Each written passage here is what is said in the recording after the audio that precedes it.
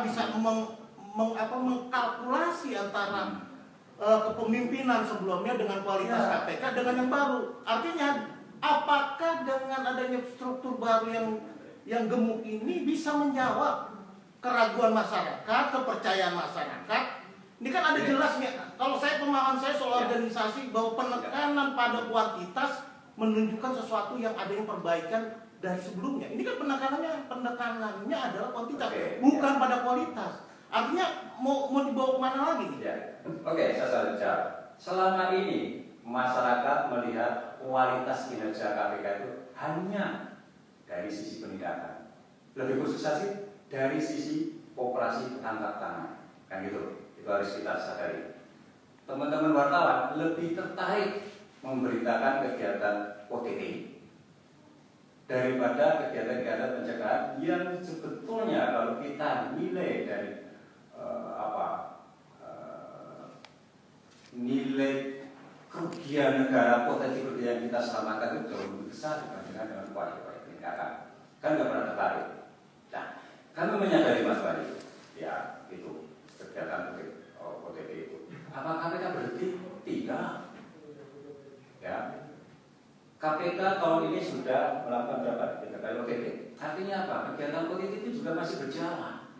Tapi kenapa hasilnya sedikit? Terus jangan tanya. Tentu orang juga belajar Mas Mario. Ya, ketika ada orang tertangkap tangan, pasti dia akan belajar. Kenapa orang sampai tertangkap tangan? Bagaimana KPK selama ini bisa menangkap orang? Kan gitu. Mereka juga belajar. Ini ya salah satu hal yang ini sudah lama sebetulnya. Karena apa? Akhirnya orang juga mengetahui bahwa KPK itu kalau menangkap OTT itu disadar.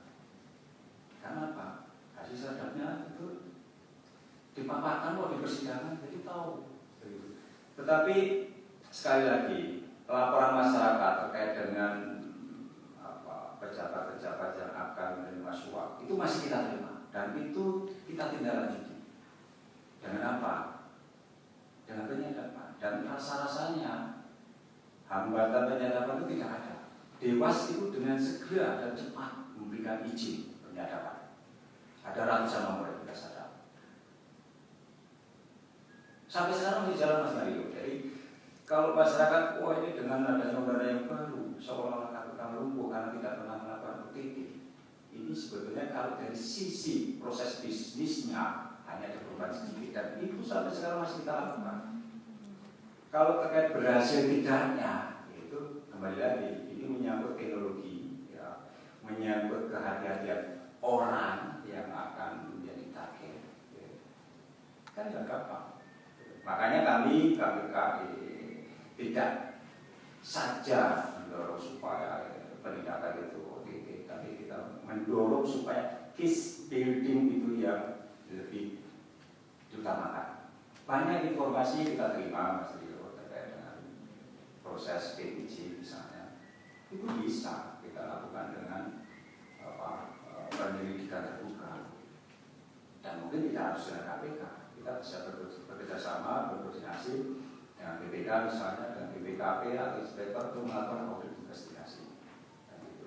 Nah, garis besarnya ke depannya itu kita akan banyak melakukan koordinasi dengan aparat penegak hukum maupun aparat pengawasan internal pemerintah dalam rangka untuk menindaklanjuti laporan-laporan masyarakat, tentu dengan supervisi KPK. Pertanyaan sederhana, apakah ini bisa menjawab keraguan masyarakat? Itu aja. Itu simpel dan sangat fundamental menurut saya. Harapan kami tentu ke sana. Apakah bisa menjawab atau tidak? Ya, nanti waktu yang akan membuktikan. Kan begitu. Kami tidak bisa menyimpulkan, oh pasti bisa. Masyarakat sendiri apa nih? Kami tidak bisa mengarahkan masyarakat supaya percaya KPK. Tentu kepercayaan masyarakat kepada KPK harus kami buktikan lewat kinerja. Itu saja Mas. Oke ya. Oke. Nah, satu lagi ini mumpung ada sekjen. Sudah, ini masih ada pertanyaan yang lain Mas Mario. Masih banyak ini. Ini dari Deska. Tentang fasilitas tadi sebenarnya sudah dijawab. Ini satu yang apakah belanja pegawai akan meningkat dengan penambahan struktur tersebut? Itu Pak. Kemudian belanja pegawai ya, tentang keuangan nih, karena isu di luar itu kan kemudian bisa menambah beban keuangan negara. Ya tambahin sama satu. Ini kan setahu saya soal mobil dinas itu harusnya sudah dilaporkan ke Kementerian Keuangan untuk 2021. Ini gimana finalnya, jadi apa enggak? Atau ditukar jadi pembelanjaan helikopter misalkan? Atau gimana konkret aja nih? Ini kan harusnya udah disetor nih ke Kemenkyu, apa berubah menjadi pengadaan odong-odong atau helikopter misalkan? Silakan dijawab Pak Sekjen mungkin. Terkait dengan belanja pegawai, ya anggaran KPK itu kan sudah disetujui 1,3 T. Itu masih menggunakan struktur organisasi yang lama dengan jumlah pegawai yang sama. Tentu dengan perubahan struktur ini tidak akan merubah belanja pegawai. Ya sama, karena pegawainya nggak nambah.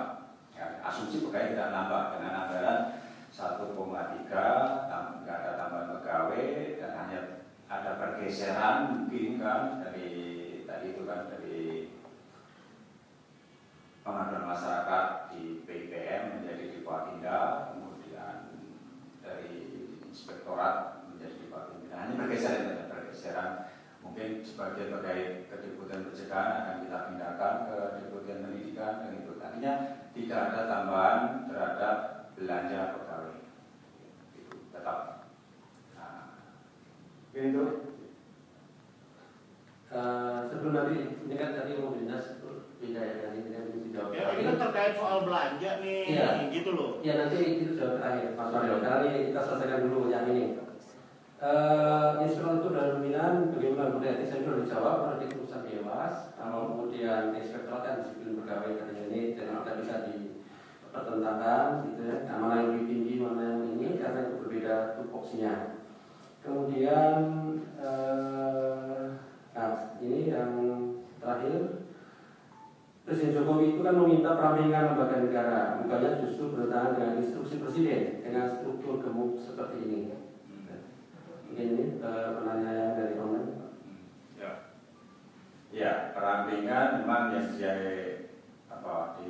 disampaikan Presiden itu terkait penghilangan eselon 4, eselon 3. Jadi tingkat direktur langsung ke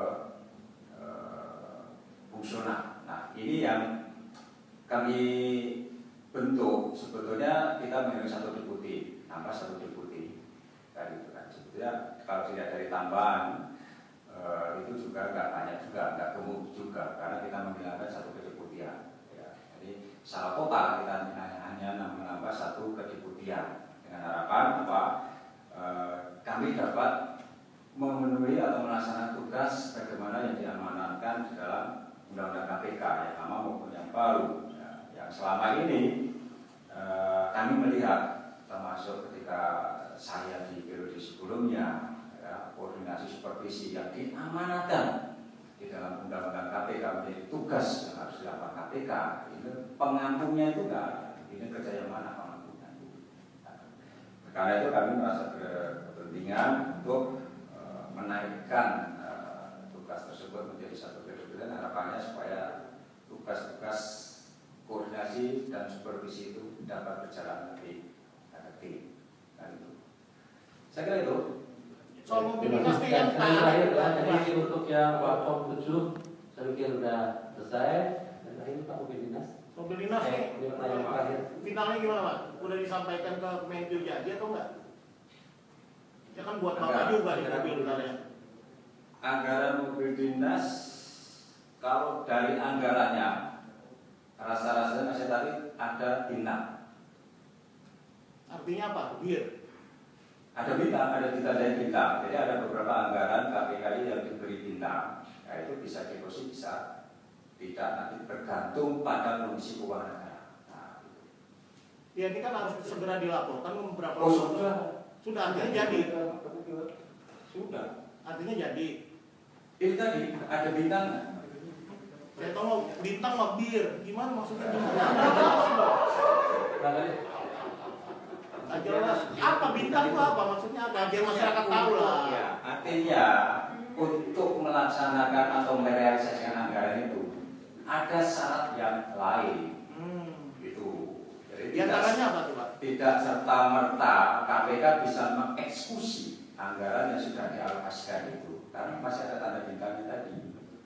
Apa salahannya itu? Mungkin ya itu tadi kondisi keuangan negara memungkinkan atau tidak? Dengan situasi pandemi gitu. Ya, seperti itu antara lain. Oke ya, Mas Mario, saya kira sudah cukup jelas dan teman-teman yang lain juga cukup jelas. Saya pikir yang dokumen-dokumen yang kami sudah diberikan sama kejaksaan sama Polri. iya, tadi kan sudah disampaikan bahwa untuk berbicara perkara nanti di level dengan kesempatan kita fokus dulu ke Perpom 7 2020 ya. Boleh mas, ada sejumlah pihak mendorong KPK untuk mengusut terhadap kasus gagal bayar di sektor keuangan mas. Ya, begini Mas, sekali lagi bahwa sore hari ini kita sepakat tadi terkait dengan Perpom 7 2020 ya. Terima kasih atas kehadiran semuanya. Assalamualaikum warahmatullahi wabarakatuh. Thank you, Pak Alex.